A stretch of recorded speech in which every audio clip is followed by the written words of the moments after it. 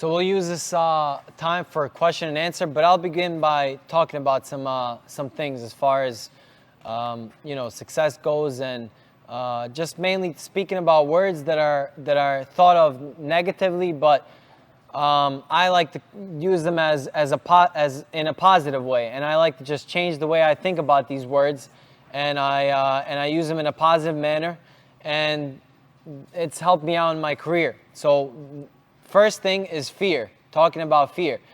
Fear is always prevalent, and it's going to be always around. Okay, it's easily accessible, and especially doing a sport like this, you know, going into the ring and fighting against another human being, you never know what can happen. So there's always fear. I'm always afraid when I'm stepping in the ring, but that's not the point.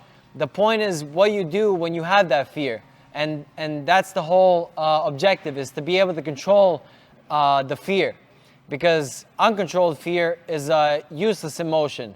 Controlled fear is a useful emotion.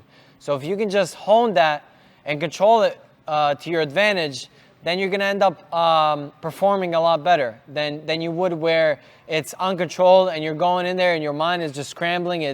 You can't think, you can't relax, and that doesn't only go for fighting, but it goes for anything in any profession.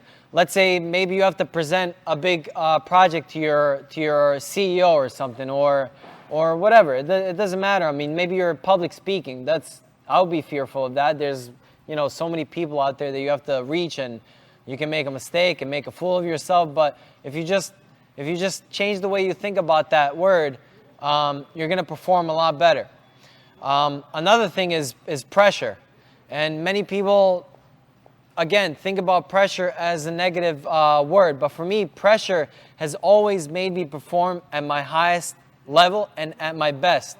Every time I stepped in the ring and I was up against a fighter where I was better than him technically and just mentally always, and mentally as well, where I was just smarter than my opponent, I always had like the toughest fight that I had. Going up against the guy that I should be beating like this.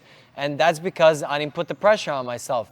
You have to, or I don't want to say you have to, but try maybe. If you've never done it before, try to put pressure on yourself. Don't worry about pressure outside, the outside pressure. Don't worry about pressure coming from your coach, from your family. You put the pressure on yourself, because that's when you're going to perform at your highest level.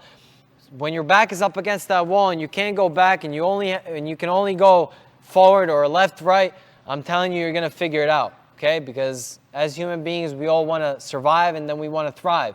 And that's your surviving right there. That's your survival mechanism. Not to run away, but to continue forward. So pressure has really done a lot of good for me. And like I was saying, when I would go up against these guys where I had maybe like 25, 30 fights altogether with the amateur and professional career, and I'm going up against the guy with 150 to 200 fights. How am I supposed to deal with that mentally? By using pressure on myself. I put a lot of pressure from myself to perform well, and I stayed extremely, extremely focused at the task in the ring and during the training process. I just kept imagining my opponent in front of me. I would go sleep at night imagining my opponent in front of me, and then I would end up knocking some of these guys out. How is that possible that a guy with 20 fights can knock somebody out with 200 fights? It's possible through these exercises. And then again, on the other side, how is it possible with somebody like me who's way more technically sound against the fighter that I should be beating like this or knocking him out, and then boom, I end up losing because I wasn't putting that pressure on myself, or I wasn't focused enough. Okay, so the mentality behind that is extremely important. Dealing with pain, for me, there's a lot of pain, especially on my body, because I've been doing this for a long time, and I've never taken longer than, the longest I've ever taken off is the 2 weeks that I had to spend last year in quarantine for when I went to Thailand. That was the longest I've ever taken off from the sport. So over time, I've been doing this for 16 years. There's a lot of pain on my body, shins, elbows, everything, you name it. So instead of thinking about pain if you truly love something, okay? So for me, this is what I love. This is my passion. I'm crazy about the sport. I'm constantly thinking about the sport, how I can better myself. So the only thing you can do to better yourself is to think of the results and the end goal. So for me, the end goal is obviously to be a champion in Thailand. I'm already a champion, a 3-time world champion, but that's not enough for me. There's always more I can achieve. So for me, the next step is to be a champion in Thailand. That's my end goal. So if there's pain involved, what am I supposed to do? Just quit? No, I'm gonna be thinking about my end goal, and the pain at that point becomes irrelevant to me. So now you can overcome that aspect of pain, whether you're in the ring or outside of the ring and you're dealing with, you know, a lot of issues in your body. The pain is irrelevant. Hard times are irrelevant. The only thing that should matter is the end goal and the results that you're after, okay? And I'll say the last one is doubt.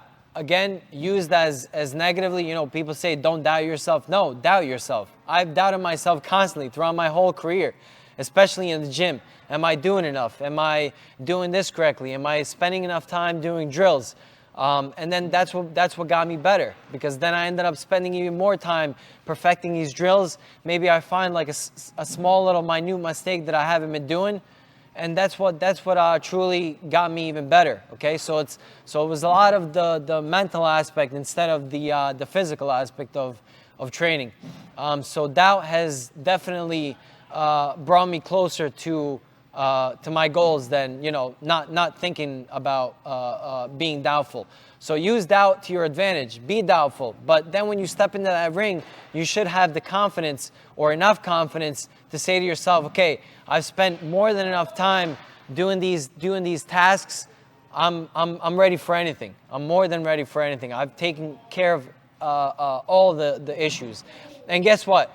Even if you fail, you go into the gym, you go into the ring, you end up losing the fight, well, all you have to do is get back, go back home, look at what you've done wrong in the fight, fix those mistakes, and go back again if that's truly what you love doing.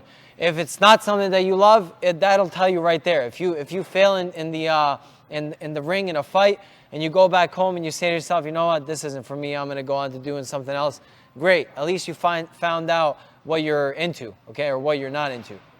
So those are some things that I have that I've experienced in my career. And if anybody has any questions, whether it's anything, training in Thailand, what I eat, how I train, you guys can, or something based on mentality, you guys can go ahead and ask me now.